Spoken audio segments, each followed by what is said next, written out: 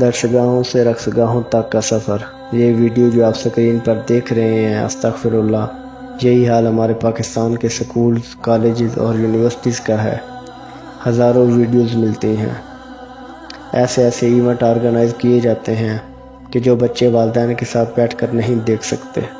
ایسے فحش گانوں پر ڈانس کیا جاتا ہے جو کہ آپ فیملی میں بیٹھ کر نہیں دیکھ سکتے۔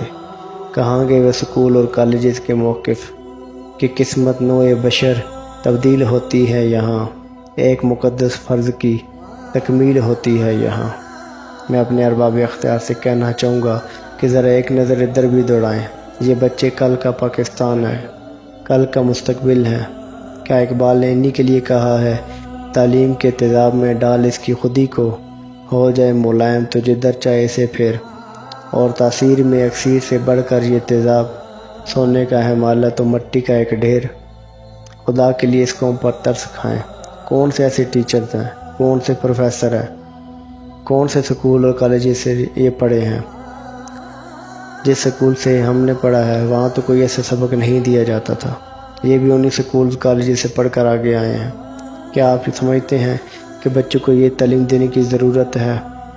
وہی جو اغیار چاہتا ہے کہ مست رکھو انہیں ذکر و فکر صبح گاہی میں، پختہ تر کر دو انہیں مزاج خانقاہی میں، اور بہتر ہے کہ ان شیروں کو سکھا دے رم آہو، باقی نہ رہے شیر کی شیری کا فسانہ۔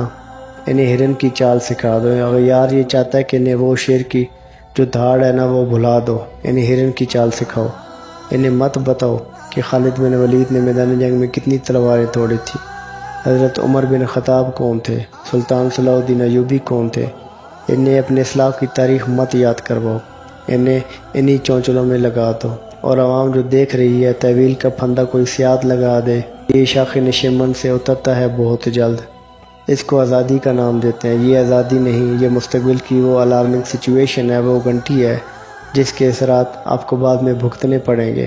اللہ ہماری آنے والی نسلوں کی حفاظت فرمائے۔ فکر لاحق ہو گئی ہے آنے والے بچوں کے مستقبل کی، ان کے ایمان کی، دین کی۔